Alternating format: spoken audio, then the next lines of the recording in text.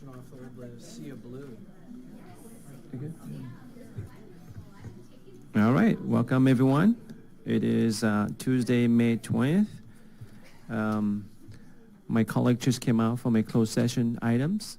Myself and including Council Member Grannis, we had to recuse ourselves because there might be a conflict of interest. So out of abundance of precautions, we recuse ourselves on that matter. So it is 4:32, and the item for today, we have a, I'm going to go back to my study session on the first item, and it is going to be presented by our only Park Recreational Director, Rob Rosell. Thank you, Mayor Bowie and council members. My name is Rob Frizzell, and I am the Recreation and Community Services Director for the City of Fountain Valley. And tonight, do we have the PowerPoint up? And tonight, at the request of council at the last meeting, last City Council meeting, we were requested to bring back information related to the Fountain Valley Community Foundation, provide an overview of the foundation and risk and liabilities associated with it, and potentially any proposed amendments or changes that staff would recommend.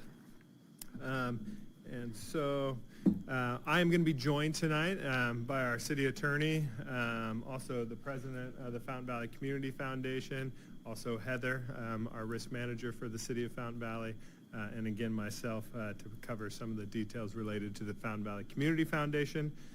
I'm proud to say I've been a member as appointed by City Council for the 11 years that I've worked here. In that time, the Fountain Valley Community Foundation has donated millions of dollars to the City of Fountain Valley, to the community and nonprofit groups in our communities, along with thousands of hours of volunteer work. And this team behind me and the Activities Committee have dedicated, well, they say money is one thing to dedicate, but your time is really your most valuable resource, and the foundation has dedicated thousands and thousands of hours of time for the betterment of the community. So it's been my privilege to have the opportunity to serve on the board. Tonight we're going to be talking, Colin's going to speak on the formation of the Community Foundation, the legal framework, and the purpose as set aside in the bylaws. Heather's going to touch on risk and liability to the City of Fountain Valley. The president, Matt Taylor, is going to talk about the current activities of the foundation, and I will speak on the budget, the reserve funds, Summerfest MOU, similar organizations that we see around the county and in this area, and growth and changes to the foundation over the years that I've been here, and any proposed amendments that could make the foundation and the city stronger. So with that, I'm going to invite Colin Burns up to speak on the formation of the Community Foundation. I think you went over your 1 minute there. We have 21 slides, and I told everybody 1 minute. I broke my rule on the first slide there. Okay, so in discussions with some of the original members, the formation of the foundation was the idea of the 50th Anniversary Committee. Essentially, they were doing the planning Summerfest or planning some of these city events, and were not able to get business sponsors. Business sponsors, according to whatever bylaws that they were going by, had to make their donations to 501c3s. So the idea was had to create our own city, a 501c3 in the city. So we incorporated in January of 2008 by filing articles of incorporation with the state. The first meeting was had on March 20th, 2008. According to the Articles of Incorporation, the foundation is a nonprofit public benefit corporation. The next bullet point is a lot of words that basically say the purpose of the corporation is to get donations and use those donations for programs that benefit the City of Fountain Valley. The next step in the process was getting tax-exempt status. So we first applied to California to get tax-exempt status from the state, and that was granted in June of 2008, and that was a relatively easy process. After that, we applied to the IRS for 501c3 tax-exempt status, and there was a number of follow-up inquiries with the IRS basically regarding mostly board composition. As originally proposed, the board was going to be, well, the first board was actually all 5 persons were quote-unquote insiders of the city. That meant officers or employees, persons who were on commissions, council member, or an employee of the city of Fountain Valley. Our IRS examiner at the time did not want the foundation's board to have a majority of inside city persons, so they required us to either take out some of the city insiders or enlarge the board to the point that over half were persons who are not officers or employees of the city. So I believe from memory, that is when we went to 9 members because at the time there were 5 members. One of them was not an insider. That at the time was our now Councilmember Grandis. Councilmember Grandis was the only outsider at the time. So we added 4 more members so that Councilmember Grandis plus 4 would be 5 persons who are not officers or employees of the city. And we have 4 persons who were officers or employees of the city. So now you had a board that was a majority outsiders.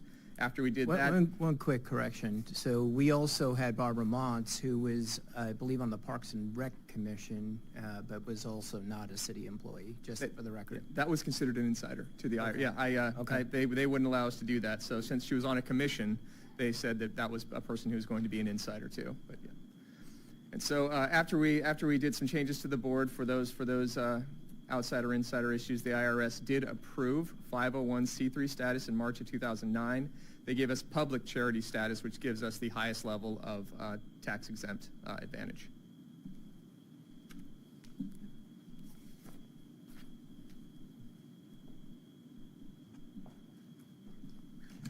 Be nice to Heather. She's playing dual role today.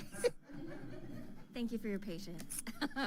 So in terms of reducing risk and liability to the city, I've been working with the foundation to get insurance for their events that they're holding on city property and to kind of minimize the risk involved in our own city events where they're acting as volunteers.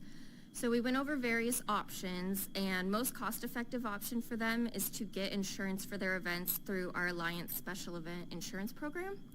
And that would be them obtaining general liability, additionally insuring the city, and then liquor liability for those events where they serve alcohol. We are also working with the foundation to reduce risk and liability to the city in other ways. The first one is volunteer waivers. So I have drafted a volunteer waiver for all of their volunteers to sign. Right now it's with the city attorney's office for review. So that will indemnify the city, hold us harmless for any injury claim, whatever it may be that happens through their participation. And then I would also like to update the MOU, and I'm in the process of updating that with more robust indemnification language, removing some clauses that kind of place liability on the city, and then clearly outline the responsibilities of the foundation versus the city for each of the events that are kind of the city events, but they volunteer. And then the last thing that I've touched upon so far that I'm working on is contracts with vendors for these events, just making sure contracts that the foundation has for our events for vendors also indemnify the city. Insurance additionally insures us, and that the insurance, all those clauses apply to the city as well.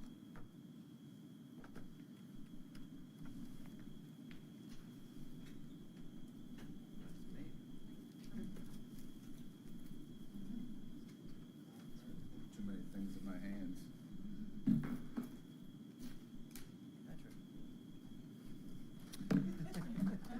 What was that? Oh, I'm trying to get the energy. Let's go. Good evening, late afternoon, good evening. I'm Matt Taylor. I'm the president of the Fountain Valley Community Foundation and a very proud leader of this group of people behind me who are amazing volunteers in the city. My tagline since in my presidency has been to try to help people understand what the foundation is to understand us as the booster club for the city. A great, huge number of our volunteers come from PTO and high school volunteer programs where they support either the choir program or the band or the theater program or the football team. And understanding that relationship between the nonprofit organization that supports the programming and the ongoing efforts is really intrinsic to understanding sort of how we work closely with the city. And it is our belief that we are here to make sure that the city is as good as it can be, to be a support system for the programming that Rob and his team puts on, or that City Council itself decides that it wants to do, like for example with the Crawfish Festival this last weekend. So we kind of put ourselves in kind of three goals. The first is support city events and programming. The second is to create community, a nice place to live, and the third is to have fun. And I really like to emphasize those last two because we talk about the first one a lot, but it is our belief that you do not accidentally get a nice place to live. It requires work. Just like a good relationship requires effort, it requires ongoing communication, it requires ongoing negotiation and meeting the needs in the moment. We believe that creating a city where it's a nice place to live and raise a family, it takes effort, and it takes effort of the people that are behind us in collaboration with the people that we hire to run the city to bring all of those things together so that our families can have amazing events and create memories. And that is our core mission, is to be actively, purposely working to make Fountain Valley a nice place to live and not just say it.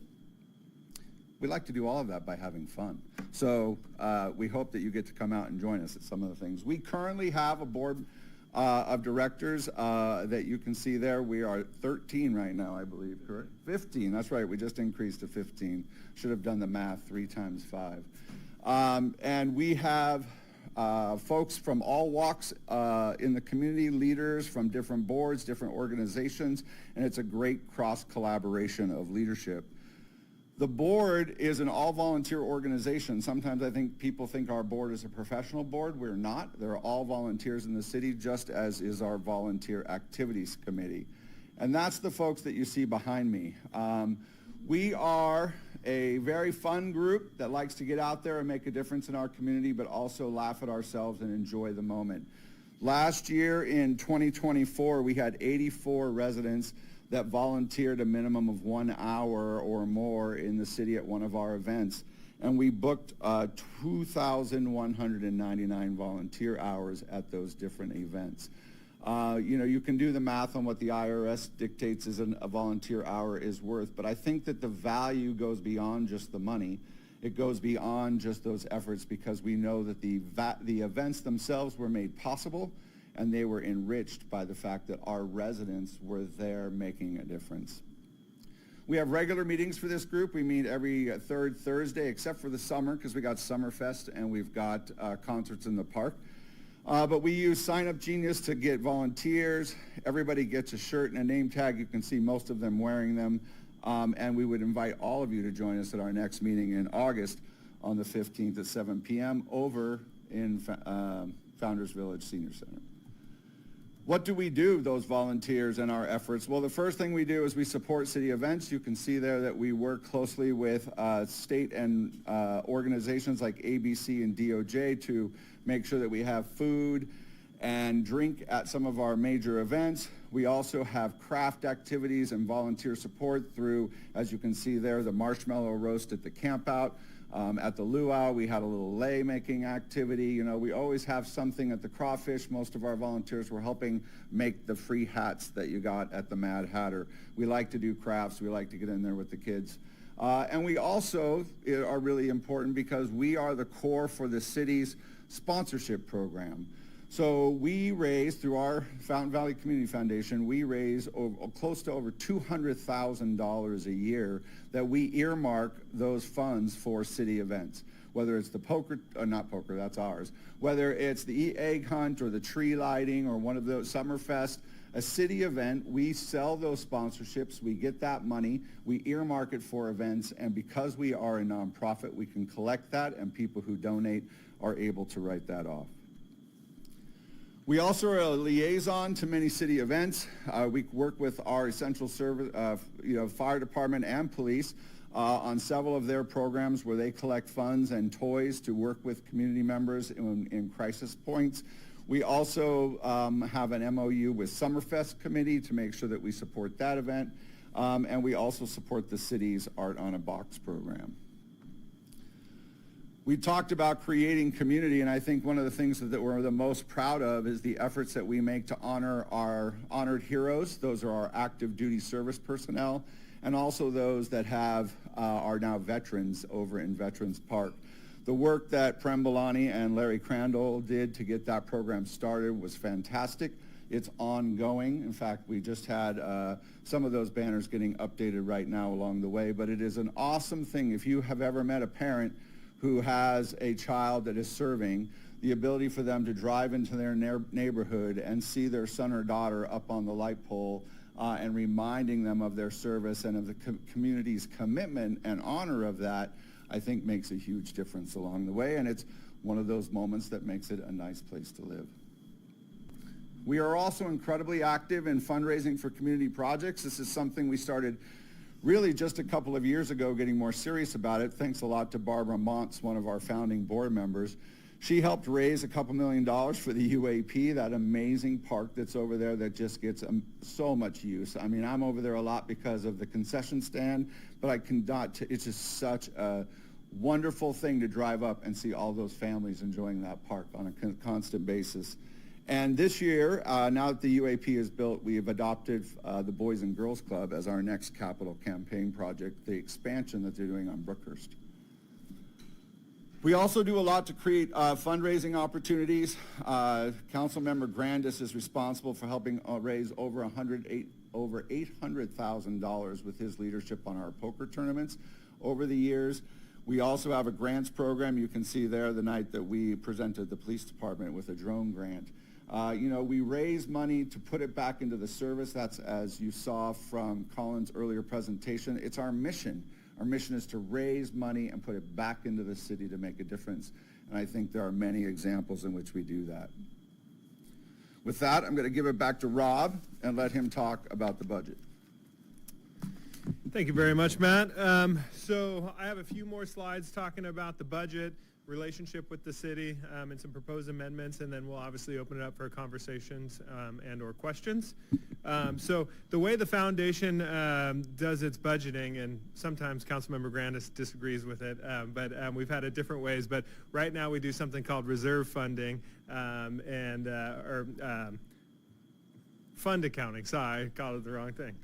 Fund accounting. So ultimately it breaks everything down into reserved or unreserved funds, and for a nonprofit like we are, when we take in funds for other activities, groups, events, special events, programs, services, it's really important that you make sure that you are using those reserve funds in the correct manner. And so when you do fund accounting, if you get a certain amount of money set aside for the Fountain Valley Fire Prep Program, that money goes straight in there with the donor's wishes, and it's held in that account, and the only way it can be expended on that from that account is directly for that program or service as it was identified. Here I did recognize that the IRS requires you to use restricted funds in order to maintain your IRS tax-exempt status. Our Community Foundation monthly and annual budgets are posted on the Fountain Valley website under the agendas and minutes. Right next to, I think we're actually right under the City Council agendas and minutes, so you can go see our agendas when they're posted, and they always have the annual statements, or monthly statements and the annual statements after June. And currently, the Community Foundation does maintain restricted funds for a variety of city events, programs, committees, local businesses when we work with Hyundai, and other governmental agencies. We do something great called Operation Santa for Orange County Social Services, where we have a reserve fund for them in supporting our community and the greater community for events called Christmas in July and their annual Christmas celebrations. Here you can see a list of all of our reserve funds. I apologize, it's a little bit small, and I had to take it off our financials, so it's a screenshot of that. But you can see the top part is due to third parties. Those are specific funds that were raised for a certain program or service. And then you can also see the restricted net assets for the remaining events, programs, and services we do. So you can see that first one right there was Operation Santa Claus, like I was talking about. They'll put their money in there, and when it's ready to be spent, typically on gift cards for their event, then that will be purchased along those lines. Hey, Rob, are these our financials audited? Annually, yes. Yeah, I think Vince Argy and Associates, if I remember, he donates his time to audit. So we have good controls of audited financials, correct? Every year. Thank you. Next is the Fountain Valley Community Foundation and City MOU for Summerfest, the city's largest annual event. The reason why we looked to collaborate with the Community Foundation was it gave flexibility to what was becoming a larger and larger event that we host annually. One of the problems with Summerfest, it had traditionally landed on the last weekend or the weekend before the city's budget finishes, and you can only imagine for our city finance department getting all those checks cut the week before budget ends and the week directly after, and then we traditionally are recouping and expending funds for a month to 2 months following a large event like that. So the flexibility to run the financials through the Community Foundation and also to make changes to the event as necessary. Some of you might have heard me talk about the sigmoid curve, but it's the life cycle of an event. Everything has it. Everything has a life cycle, and events do too, and making sure that we're amending and adapting to the needs of our community. As you know, we did drones for the first time a couple years ago. We're going back to fireworks this year, and we'll see what we do next. But ultimately, the duties are outlined here. The Community Foundation will process contracts with vendors selected by the committee. The committee is the city part of the Summerfest. The Community Foundation is paid 2% of the total collected or paid for all vendor contracts. That's an administration fee for the fees that we actually pay for our accounting manager. In a collaboration with the committee, we are responsible for the Summerfest bar. As you guys recall, that's a happening place, but thanks to Heather, we've actually reduced our liability in the bar this year, and we'll no longer be checking IDs. We have a security company that will be doing the ID checks. The only thing the foundation will do is actually sell the tickets, and then a professional beverage company will be handing out the drinks. So it actually cleaned it up a lot, and we really appreciate your help with that. And the duties, and then we'll maintain a fund account within the Fountain Valley Community Foundation, just like those other accounts that we have, of an operating budget, and provide the city and committee with reasonable access to the monthly budget reports. Obviously, those are made available every single month and posted on the city's website. But if the finance department should want a further in-depth detail, that is obviously available to them. And then you'll see here that the committee and the city still have the responsibility for all aspects of the design, production, and execution of Summerfest. The vast majority of that is through our contract with O Entertainment, but there is a portion of it, like our vendors, is a committee member that gets all the retail vendors, and then we have a food vendor that does, or a food liaison that does all the food vendors for Summerfest. I have a question on that side.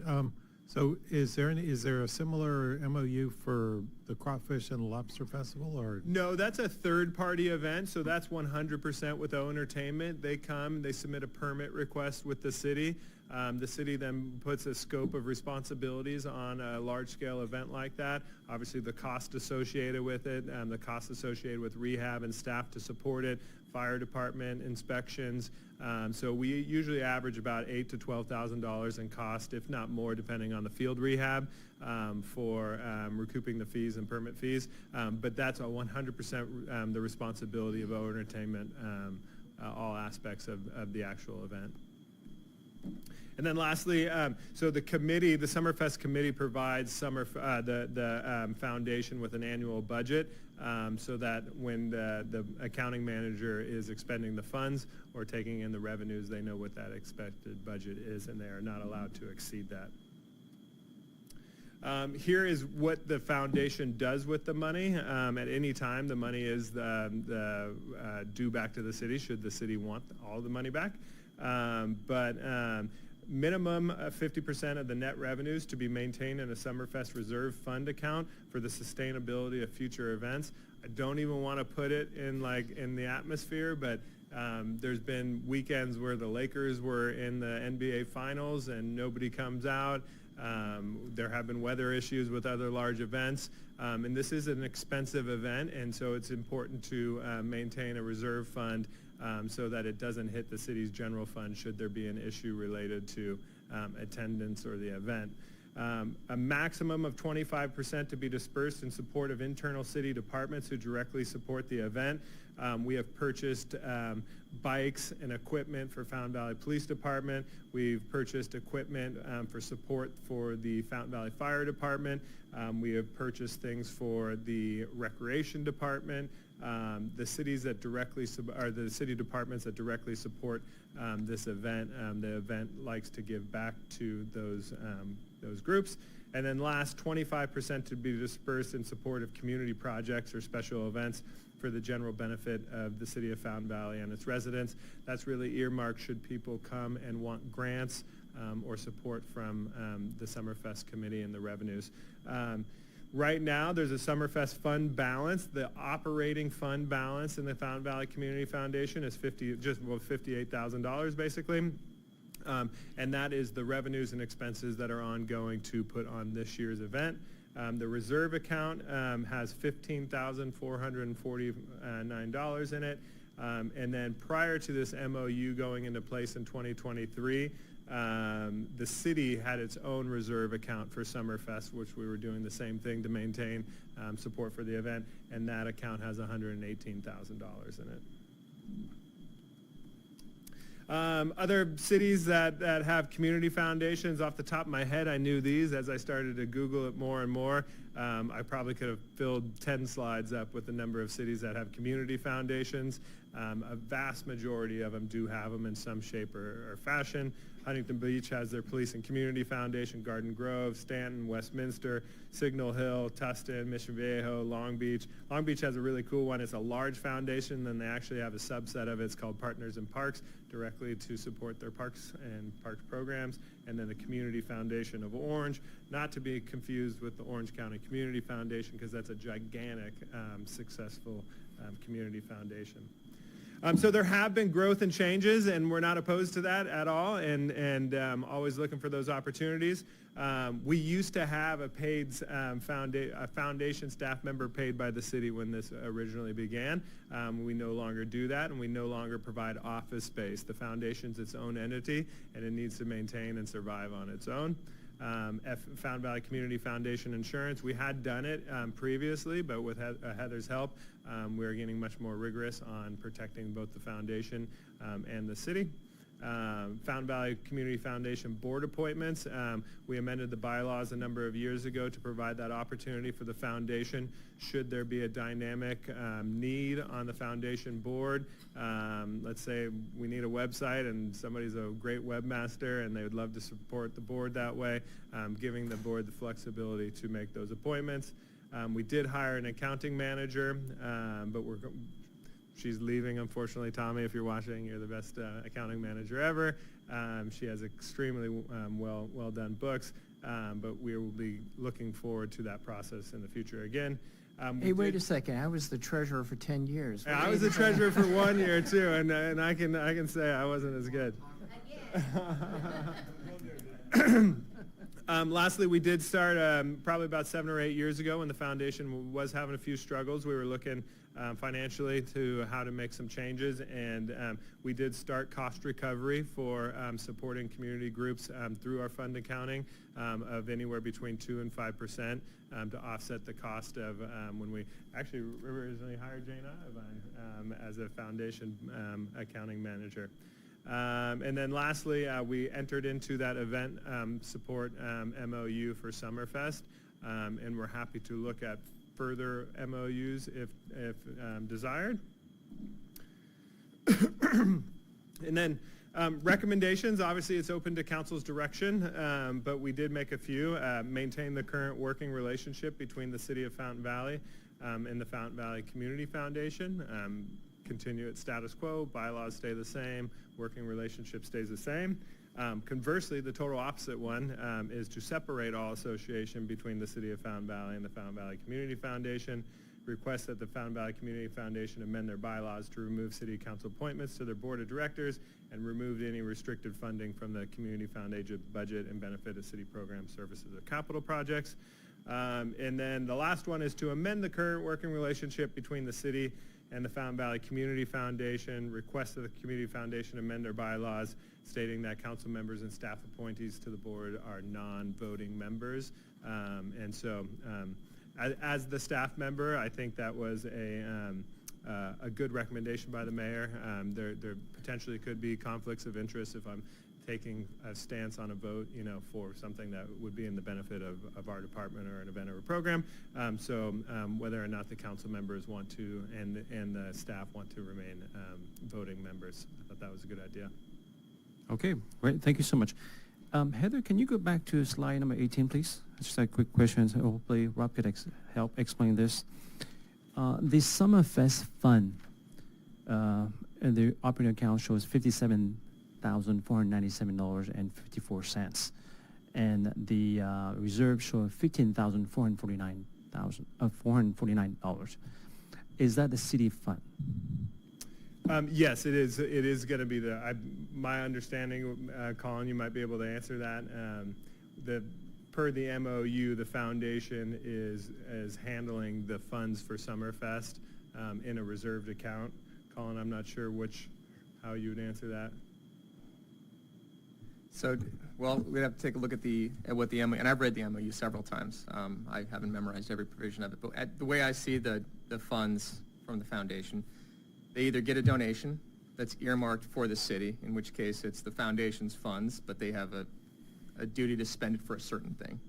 Or in the MOU, if it's our funds and it specifies how they're supposed to do it, then by contract they have an obligation to do one thing or the other. I'm not sure if we tell them in a contract these are our funds and you hold it, then they're allowed to hold it. That's our agreement with them. As long as they're following what it says in the MOU, then they're doing what our agreement with them was. So since we have it written out, that we can have that agreement. The other funds that fall outside the MOU, the donations, I see those as foundation funds that have to be used for a specific purpose, whatever that purpose is, the earmark. Okay, thank you. So if you combine those two numbers, but it kind of got me confused because on the bottom you say the total reserve is $118,355. But if I go back, that's a difference of $45,409. But if you go back to slide number 16, where is that shows in there for $45,409? That shows specifically for Summerfest. So we're going to have two line items. Line number 3019 is the Summerfest fund balance. That's the operating expenses for the event. That's $57,497. Yes. Yep, I see And then that. if you go down to 3028, the Summerfest reserve account is the $15,449. And as it's specified in here, a minimum of 50% of the net revenues are to be maintained in that reserve account. So when we have a final number from the year, as specified in the MOU, a certain portion of that, the 50% of the revenues, need to go into that reserve account. So I guess my point I was trying to take it here is on the slide number 16, should you show additional reserve account for $45,000, or I'm mistaken on that? Oh, the 118 is actually in the city's general budget. That money was taken in by the city prior to the MOU going into place. Okay, great. Okay, thank you for that. So what happens at the end of Summerfest, if there's any money left over, it has always gone into a reserve account or granted out with the direction of the city. And so before 2023, all those reserves went to the city. Now, there were a number of years where we didn't make any money and the reserve actually dwindled. We did hit the lucky streak right after COVID and had one of the largest events we ever had, and it got us back in the black. And then we have had a few good years, but I actually believe last year, 2024, we did lose $9,000 on the event. Okay. And that just comes down to participation and ride revenues. Okay. We didn't lose 9,000. We chose to spend it on such things as the drone show, which was 20 grand, I think, or a little more than that. So I wouldn't say a loss. Yeah, and the amount of money that we do support other community groups too with that for their support at the event. like the PD Explorers, they man our Uber and Lyft station, and a donation's made to them every year. So there's a number, yes, we did not lose. A lot of people were supporting. Okay, great. Thank you for that. And I want to recap to our city attorney. So currently, the foundation is holding the money for the city. Am I correct? We haven't granted. I don't know. I would have to see the accountant. I guess I don't know what exact money the foundation has of ours. If it's in the Summerfest fund balance and the Summerfest reserve account balance, that is city funding that the foundation holds in the Summerfest account.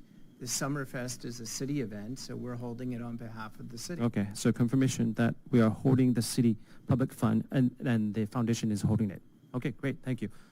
All right, well, first of all, I want to take a moment to thank you to all the amazing Fountain Valley community members for your volunteerism and dedication to this foundation. Your continuous contribution plays an instrumental growth to these foundations and the community. So again, a big thank you, and it is much appreciated. Today it was brought to my attention that a memo from the foundation was emailed to all the members, encouraging attendance at tonight's meeting to show support. While unity is important, tonight is an important matter. And as such, a call could unintentionally be perceived as a political pressure. As an alternative board member who was not included in that email, I also question whether communications and engagement across the board are being handled with transparency and fairness. I'm part of the board member. Can you please explain why I was not included in that email chain? Given that this foundation operates under a memorandum of understanding with the city, it is crucial that we maintain a clear boundary and avoid any action that may compromise public perceptions of or trust. Nonprofit should remain politically neutral, especially when they are tied to the public institution. I did not send an email, so I'll pass it over to them. I sent an email to all of our volunteers, and Mayor, you've never signed up to be a volunteer, so that's why you didn't get the email. I got one. I'm an alternate board member. I didn't email the board. I emailed the volunteers. Anybody else on the delegate received the email? Well, Council Member Grandis and Constantine both volunteer. We volunteer. A lot. You don't volunteer. Well, I don't. could start. I didn't give enough time to volunteer. You've been You on, start 3 months. And remember at the beginning of the It's year still until now. early. You've It's had okay. 5 years. You asked why. Okay, okay, I emailed the volunteers. okay, You're not on my volunteer list. okay. Do you have Well, another question for me? No, well, I was volunteer for the security, but I guess not, because I. that's alternate. But Summerfest. that's I understand. Summerfest, Yeah, not you the understand. foundation. Okay, right? Those are understand. that's the important thing to understand, is that that's not Okay, my hours that I report for the foundation for volunteer do not include the hundreds of hours that I give to Summerfest every year, right? So they're separate pockets. Summerfest is a city committee. I'm volunteering to the city. The foundation, I'm volunteering on behalf of the efforts they're doing. Those are different things. okay. They're not, don't equivocate them. I understand. So basically, it sounds to me that you have a different preference if you're not volunteering to the organization. You have No different preference. We have That's what you just said, you're not volunteering. 112 volunteers on our volunteer sheet, and I emailed them all. Yeah. All of them. Every person who is on my volunteer list got an email. That's why they're here. I understand. For me personally, if I was the president, even though I let's say I'm not volunteering, because you have an agreement with MOU with the city, out of courtesy, respect, hey, by the way, we let all members, it's going to be volunteer. That's fine, as a courtesy, because you do have a city involved here. I invited you constantly to sign up as a volunteer, and No, I I'm would talking about love tonight. to have you Yeah, as a volunteer. I'm not talking about tonight. I'm talking about Yeah. tonight. It's just as a courtesy. Yeah. But it's okay. Yeah. I just Well, luckily wanna- you found out about it. We have good communication in this nice little city. Of course. Yeah. Anything else? Nope, that's it. I Okay. have a few comments. Okay. May I? Yes, of course. Okay, let's lighten up the mood here. Okay, so So this study session was my idea at the last city council meeting, and I'm really happy. I want to say a big thank you to the staff for putting this together for the next meeting, this meeting right now. Thank you to Rob. Great presentation with Matt and all the, I see at least 18 blue shirts out there, so kudos to everybody who came. This past weekend, I did stop by the shredding e-waste and compost giveaway, and it was hosted by the Community Foundation. I saw Matt and a number of volunteers there, so that was very nice.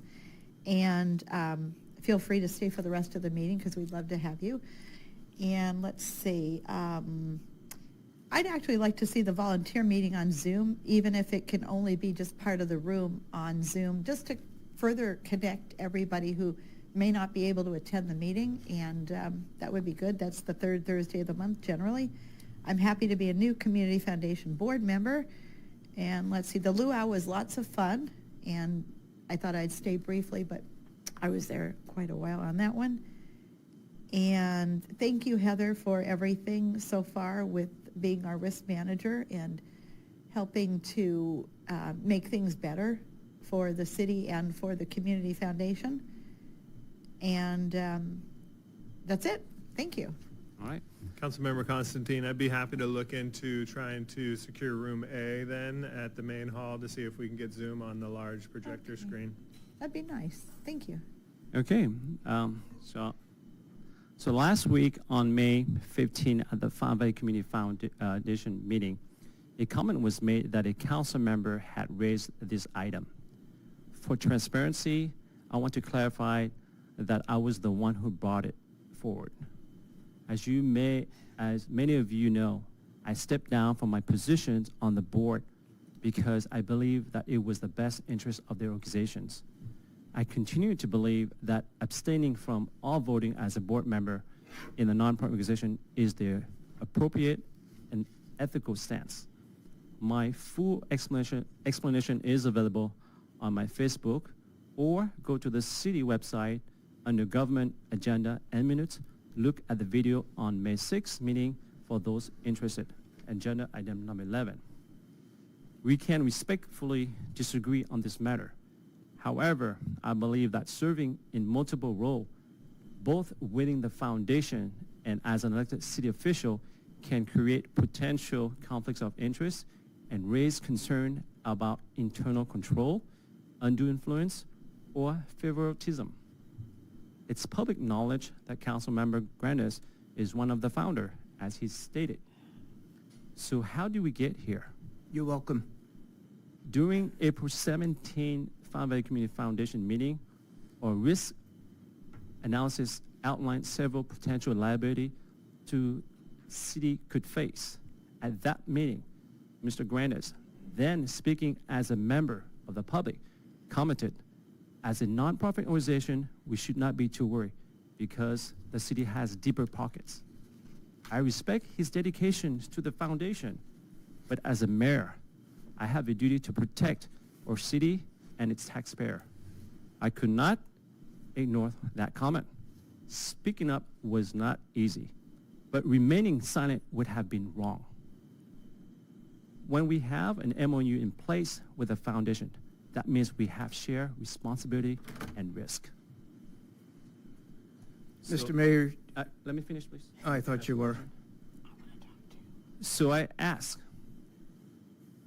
that, because there's a lot of point I'm making here. So we look at the three top urgent risks.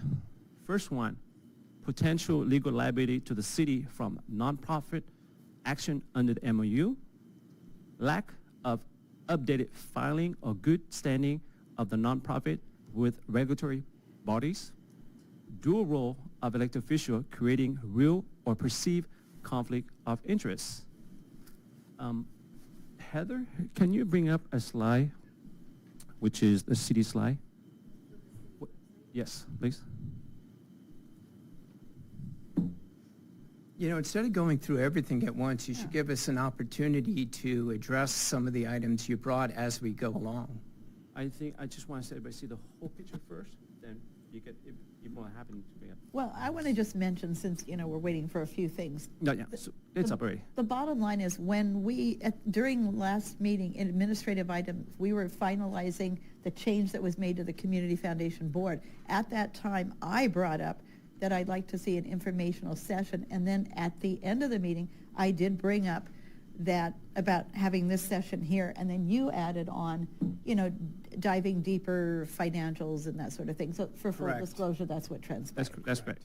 All right. So if this is a city website. This is open to the public. Mm.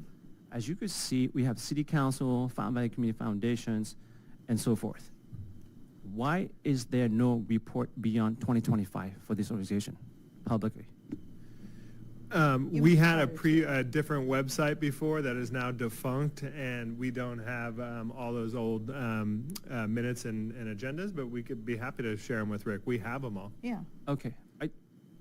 It They should be exist. one spot for able to look, so the people have to go. I'd be happy to for- share that for with the with easy, Rick. convenient. It's very hard to navigate through. People are asking me, so I have to throw some of those. I ask questions. Yeah, Like, we're people are rebuilding the asking website. you for the minutes from an agenda from a nonprofit No, agent. people are Let's be ask- real Hold- here. Hold on. Let me speak first. People are asking, why is there no clarity in terms of information? People are asking about clarity on the community found. The only one who's bringing up any of this is you. That is your perception. That is fine. We talk about that the foundation is its own entity, right? Can you please bring up the Secretary of State website? And if you could bring up the Fountain Valley Community Foundations. Search online.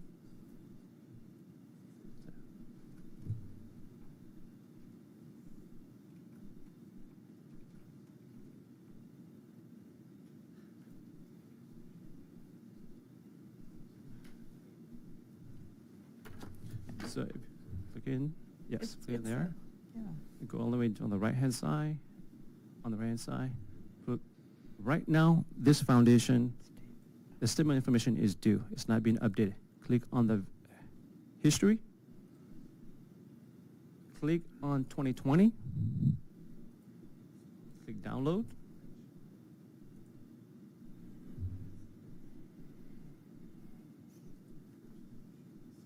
Bring it down. Stop right there. From the interception of these foundations, the address shows as a city address. Up into today, it still shows as a city address.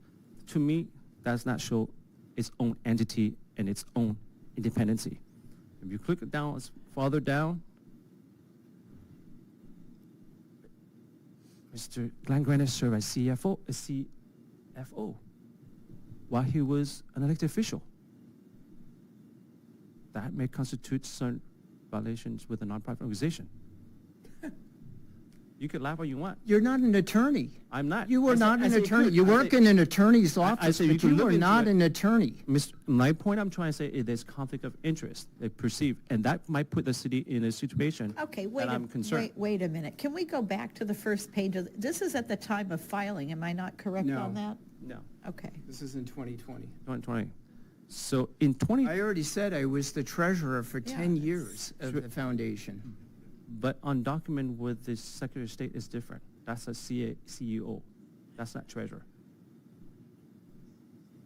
And in 2021, it shows Mr. Grannis not being a CFO on the regular agenda, who on the board. But he was still on there until 2022. As you go back into this 2022, What's your point? my point is I want to make sure that we alleviate the city from the foundation of liability. That is my point. So you know I'm what, going back. Ted, So I'm you, going back. So hold you on. quit the foundation So, board let me finish. unnecessarily, So- and now you're grabbing your ball and you're going home and making a deal because you're upset that somehow the mayor who assigned the committee to a director, that the board of directors expanded the board to put me back on because I've been on for 17 years. I've donated thousands of hours. I have vast knowledge of it, and you're hurt over this. You told me yourself you're hurt over it, that We went around the mayor. You have to understand the mayor of our city is ceremonial. You are just a ceremonial position. Let's kind of tone down the You rhetoric could- here. You guys, let's let the mayor finish what he wants to say, and then we can. Basically, at this point, I'm trying to say it was the best interest of the foundation. I stepped down, but I must reassess agree. It is in the best which is. Let me allow my speaking, please. Which is, I am looking at the standpoint of the city liability and exposure when you made a statement that the city has a bigger pocket. I don't know what you're talking about. Well, I was there. There's people there. I'm not going, if you say, of course, at this point, if you want to deny, that's okay.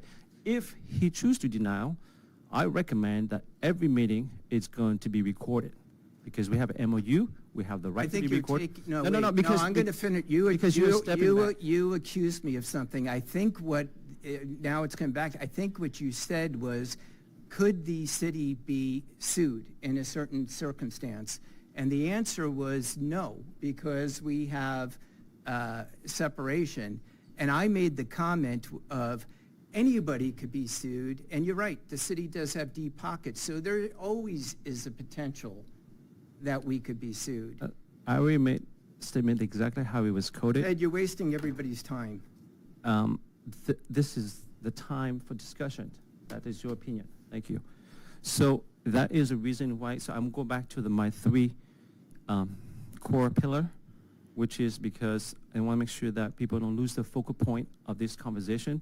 Is we really need to look at the potential legal liability to the city from a non-profit action under the MOU, lack of updating, filing, or good standing of the nonprofit with regulatory body, and dual role of elected official creating a real or perceived conflict of interest or undue influence or ethical. So that is the three key that we should have this discussion, and that is why we're here, and that's why I welcome everyone their discussions. And if this body doesn't feel that way, which is totally okay, but at least the record will show if something should happen down the road, the record will show. That was the point I'm trying to make. It has nothing to do what he's trying to say, That's because absolutely, I'm here as a role as a mayor. I have to look the liability of the city. That's all. Thank you. You've been on this. Well, you had your chance to talk. It's my turn now. You had 5 years on the city council to volunteer once with the Community Foundation. You chose not to. You have not volunteered once. Council, the rest of it, even Councilmember Kneen was a foundation board member for this. So everybody of us, Councilmember Constantine has volunteered quite a bit. You have not. And you are upset, and you told me you were upset that it was your impression that we were going around the authority of the mayor by having me go back on. Do you understand that we are spending untold hours of staff time and money for a volunteer organization that does good for the community? We have 20 people out here who are looking at you and saying, we are volunteers. We have done such good for our community. You said 2,000, I think somebody said over 2,000 volunteer hours. You know, let's go back and multiply that by 15 years of that.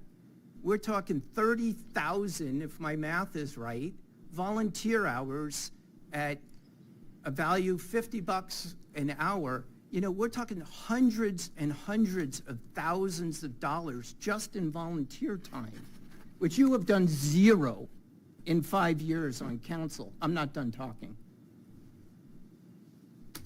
For you to bring all of this up, this was, Councilmember Constantine brought this back as a celebration for the foundation of a thank you for all that they do for our community.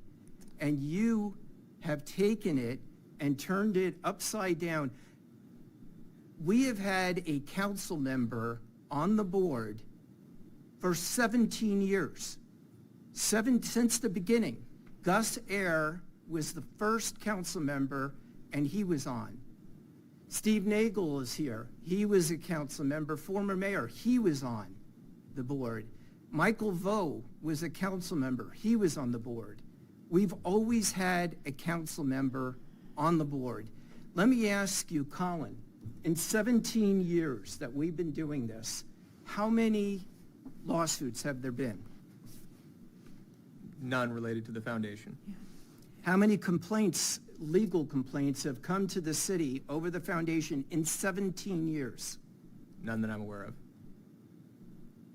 So, Mr. Mayor, Mr. Non-lawyer mayor, you are trying to find a problem or solution to a problem that does not exist for a community foundation where these people roll up their sleeves, nobody gets paid, works hard, and you're trying to make some sort of, I don't know, a lot of us were talking, what is your end game? What is your point?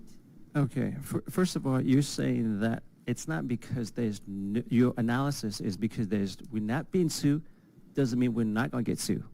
And if you ask that question to our city attorney, Mr. Attorney, if we have an MOU with a nonprofit person, is there a risk of being sued for the city? Sure. There we go. So it's not Is because... there a risk, hold on, is there a risk of being sued to the city if we didn't have the MOU?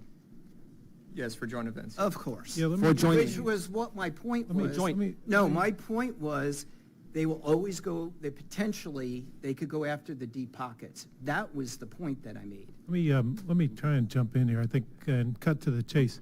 So if you jump to the recommendations page of the PowerPoint, are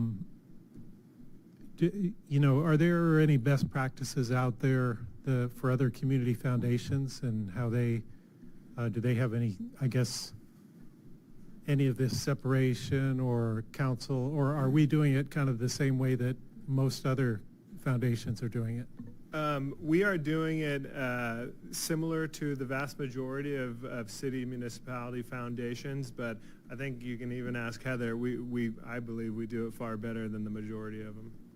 Okay, well, if it sounds like you've made some recommendations to protect us a little bit more from liability. And so, if that's the best practices, the way we're doing it with some tweaks to, I guess, reduce the liability, I guess I'm okay with kind of the first bullet point. We sell public comments before we do. Heather has worked with a number of community Oh, sure, yeah, foundations. And okay.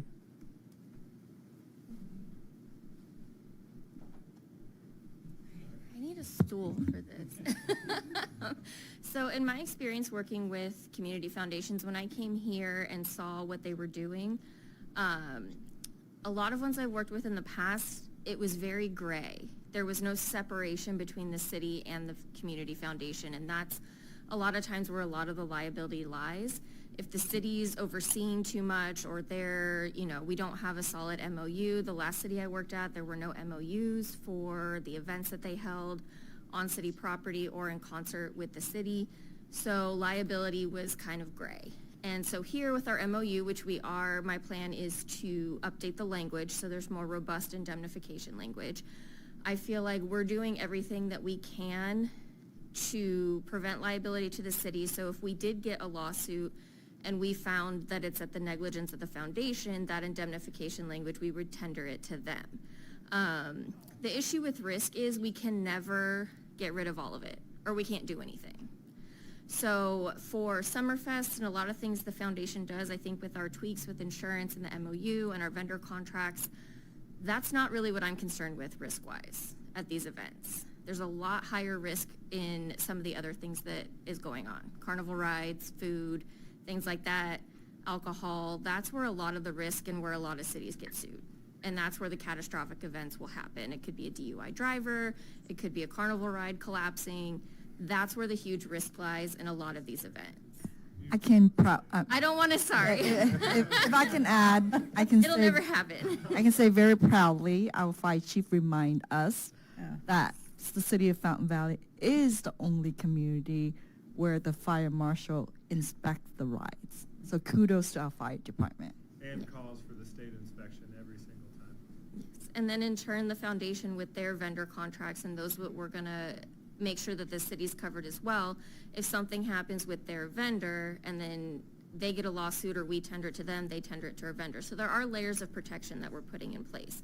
I don't have a huge cause of concern for what the foundation's doing. I've seen other cities do it in ways that there's a lot of liability for those cities. I like how this city has separated it. Heather, can you just clarify? You said the concern was food, was carnival rides, was all that. Can you just, it wasn't clear, I think, that is city requirement, that the foundation has nothing to do with any of Foundation this. doesn't have anything to do, the carnival rides is through our vendor. Okay, I just want to make sure it was yes, clear I'm that sorry. people don't So- think that that's anything to do with the No, foundation. and we've tweaked a few things with the liquor. I think Rob already mentioned it, where what the foundation was doing was checking IDs. We're removing that so that a security who's trained to check IDs is going to do it, so they're just selling tickets. So they've been very willing to kind of tweak things to minimize the risk to the city. And so Heather, on the Secretary of State's website, I'm sure that the information could be updated and, you know, be,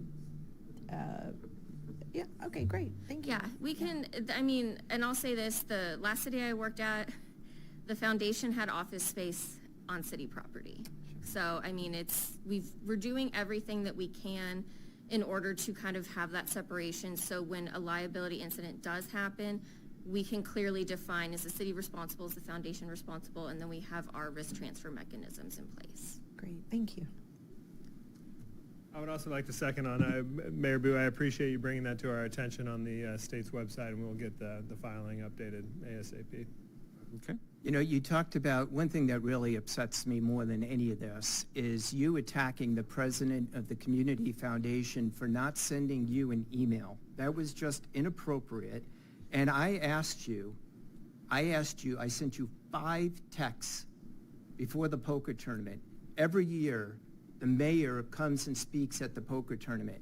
And we've had Patrick there, we've had Kim there, we've had Larry there, we've had all the mayor every year.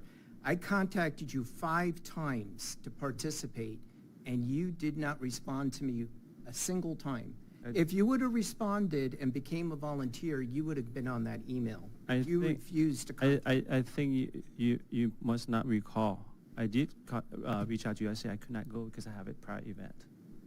You did not. I did not That text is you. not true. I can did not- show the text right here. I did not if you'd text. like. I called and I said I cannot attend. I did not receive a phone call from you. I have phone Okay, records. well- You're full of it. Okay, that's fine.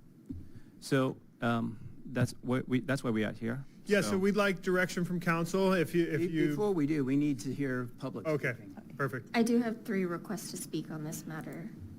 And it's not too late to fill out a blue card. Bear with me. There we go. The first one is Prem Balani.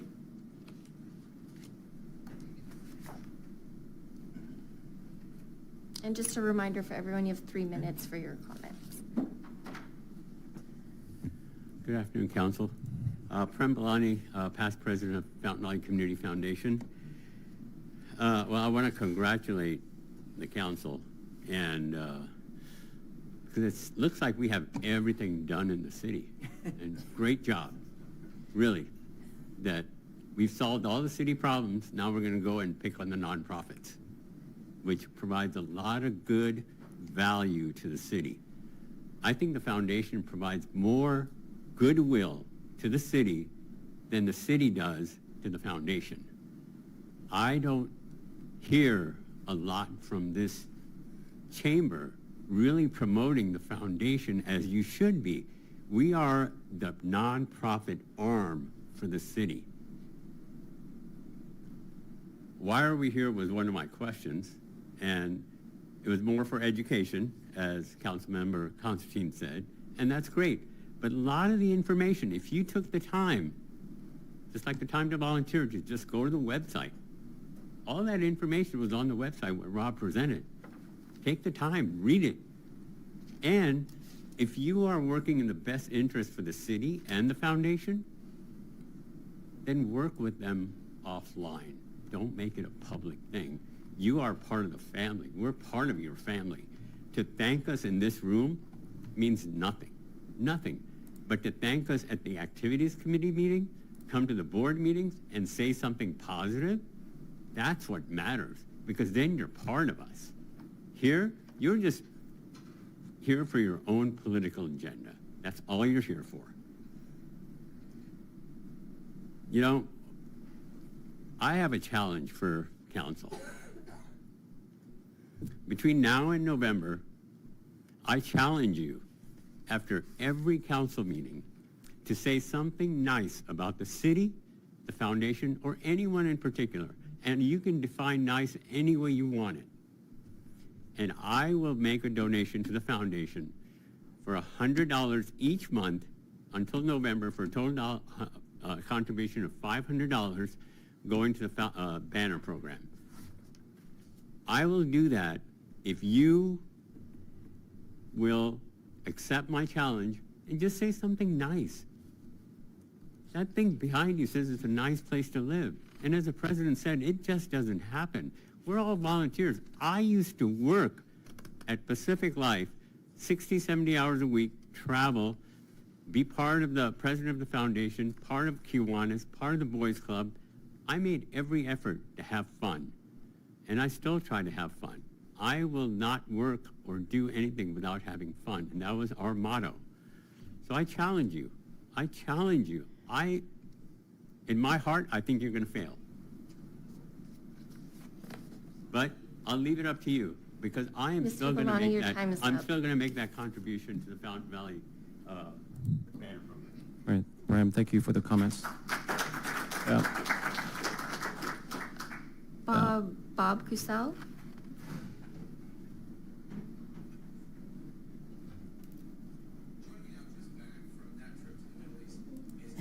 Good evening, council members. I'm Bob Kiesel. I'm a volunteer for the Fountain Valley Community Foundation. I began in July of 2023. My first volunteer effort was pouring syrup on pancakes at the pancake breakfast. I was fortunate enough since then that I was named Volunteer of the Year for 2024. I don't know how many hours I put in, but it was quite a few. And I think I volunteered at most events other than maybe the egg hunt last year. I'm a most recent board member. At the same time, Kim was put onto the board. Volunteer to us is not just a label. It's kind of a way of life. This is what we do. This is kind of our job. We have volunteer spots available if any of you are willing. My corn booth for Summerfest. Hey, come on out and volunteer. We've got many spots open. You can be a cashier. You can prepare corn. You can roast corn. Anything like that. You're welcome. Mr. Mayor, I personally welcome you to volunteer. Give me one shift, 4 hours, please. For the rest of us, we're out there working, and believe me, it's not just passing out pamphlets or something like that. We get dirty. Please come join us. Thank you. Thank you, Bob. Since you asked, I will volunteer to your asking. I just want to make a comment to the point of Prem earlier. I think you're missing the point. I think the point that I'm trying to raise is the liability of the city. And we sit as elected officials, we must look at the liability of the city. We all took an oath, and that oath is to protect the voice of the people and to protect the city. And that is the point I was trying to make. Thank you. Barbara Mons? But you have done it in another way, besides a public forum and to waste a lot of city staff's time. But you have done it in a professional... Sir, you're out of turn. Thank you. You answered my question, I'm going to answer yours. You can't take the last shot and not expect another shot. You put yourself to be on council, you are going to allow... Prem, I apologize. You did get your 3 minutes. Thank you. Go ahead, Barbara. Okay, Barbara Mons, and I've been a resident, I think now 30 years. I've been a volunteer in the city since the day I arrived and have actually won awards. I was the first president of the Fountain Valley Community Foundation, etc. But I want to take the emphasis off the people on the dais because it's the people behind me that really make this a nice place to live. And we talk about creating community, and we have a lot of city events, we have a relationship with the city, But what these people behind me do and what we do is we include all people in the city and create community. So it's not just about doing an event. Let's say there's a fire across the street. The Community Foundation has raised money so we can buy gift cards for these people.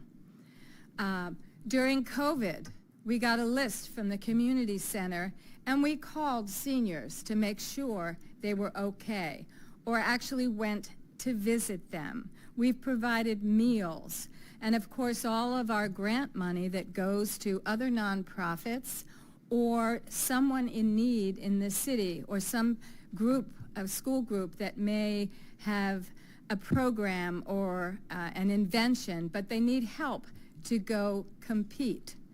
And the list goes on and on and on. So it's the group behind us and many, many more other board members that we have to thank. So I want, if anybody's on Zoom for this out there, we are the backbone of helping to create community in Fountain Valley. So you can take the first opportunity to just say thank you to this group of people, and we will continue to volunteer. We enjoy it. We love this city. And whatever risk factors, you guys can work it out, and we're happy to continue on. Thank you. Thank you.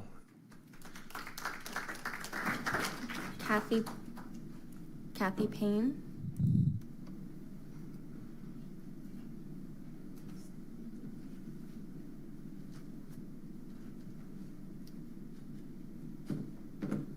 Good evening. I hadn't planned on talking, but I just felt, I just wanted to say really quick, we were asked to wear shirts to come here and support the organization that we love. It was never said, let's wear this and show up to show we're mad, we're attacking, we're ganging up. That was never, and when you said that, that was hurtful. It was. We're not here for that. We're here to show our support for the Community Foundation. I just wanted to say that.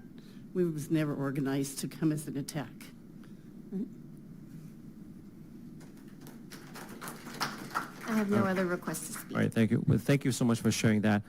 As I said earlier, it could intentionally be perceived as political pressure. I never said it could perceive. All right, thank you. Only to you. All right. I'm going to ask you, Mr. Mayor, Prem brought up a good point. I'll ask the question since he can't.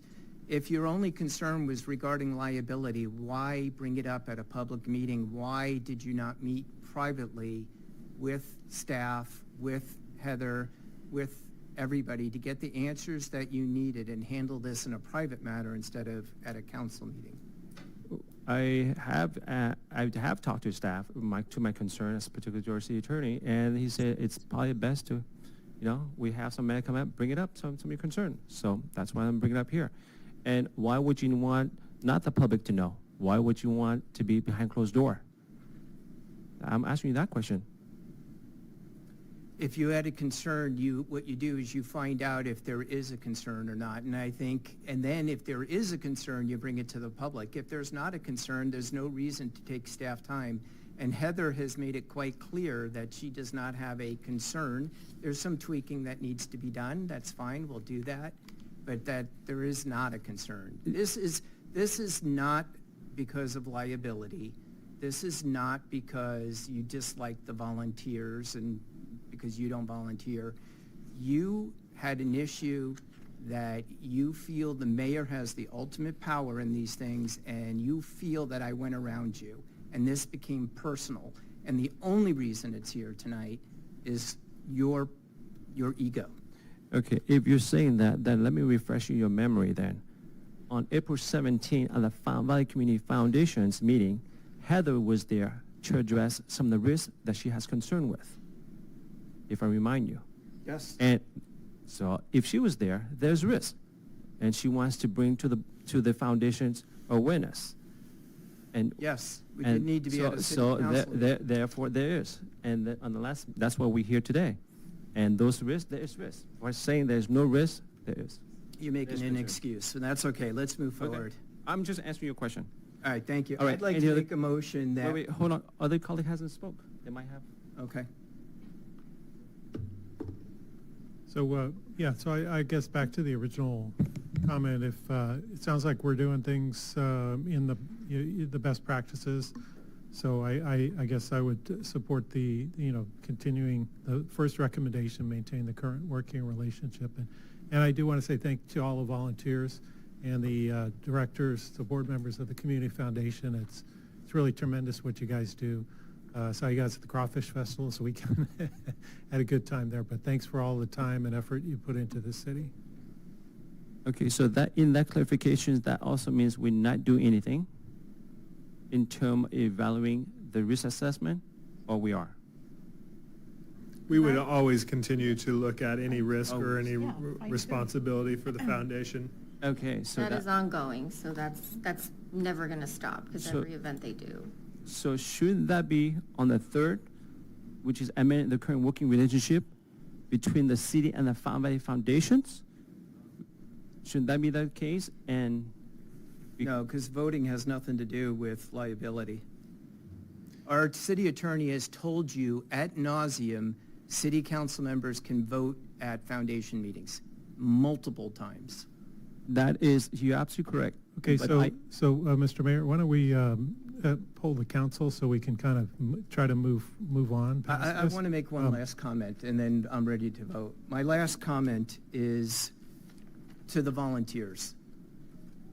I have dedicated 17 years of my life to this foundation, and I'm a little bit emotional tonight because to me, it's like my baby. We started with a piece of paper in a room with nothing, some money left over from the 50th celebration. And we have made it into a group with all of us, with over 100 volunteers, giving millions and millions of dollars to the city. Matt Taylor, I did a little bit of math. He spends 300 hours easily a year just on Summerfest. For 10 years, he's been doing that. Let's just say $50 an hour, but if you had somebody in staff that was in management, it's probably double that. That's $150,000 of man hours that he has donated just for Summerfest, not including the foundation. I calculated, let's just say half of that for the foundation. It's probably more. And then Liana, his wife, and his kids volunteer and all that. That's another 70. That's $300,000 by one person, one family to our city. And that's why I find it so inexcusable to chastise you or to, say that you had some political reason why you didn't include on an email and when you did it to just the volunteers. So with that, I want to thank Matt and every volunteer, and Barbara, who's been on for 17 years, and, Larry, who is a past president, Prem, who is a past president, Yvonne Cow, who's not here, who is a past president, and me, who is a past president for 3 years. You guys, I always say FV stands for Fantastic Volunteers. FV to you might mean something else, but we're not going to talk about that. But I just want you guys not to leave here with a bad taste in your mouth. I want you to know how much we appreciate you. So with that, I'm ready to vote. Okay. Well, I think that Councilmember Granis is trying to paint a different pictures. The point I was trying to make, which is go back. We have a duty as an elected official, and that is to make sure that the city has no liability because we have an MOU. And my point on this is we must work on to improve that, to look at some of the issues that could alleviate the city from that. And that was the point.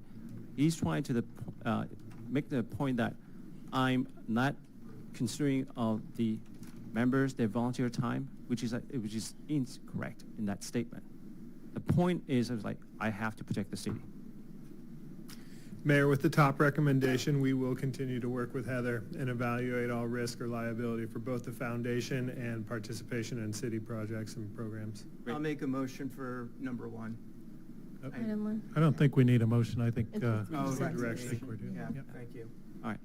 So the fine tuning is appreciated, so I would be in line with the first one. And I just wanted to announce for everyone in TV land, if you want to be part of this great group, the website is fvcommunityfoundation.org. I don't think anybody's mentioned it, but please consider volunteering, and it's very important. Yeah. All right. Thank you so much. All right, that doesn't leave us that much time for the other 2 items, but I guess we do the best we can. So the next discussion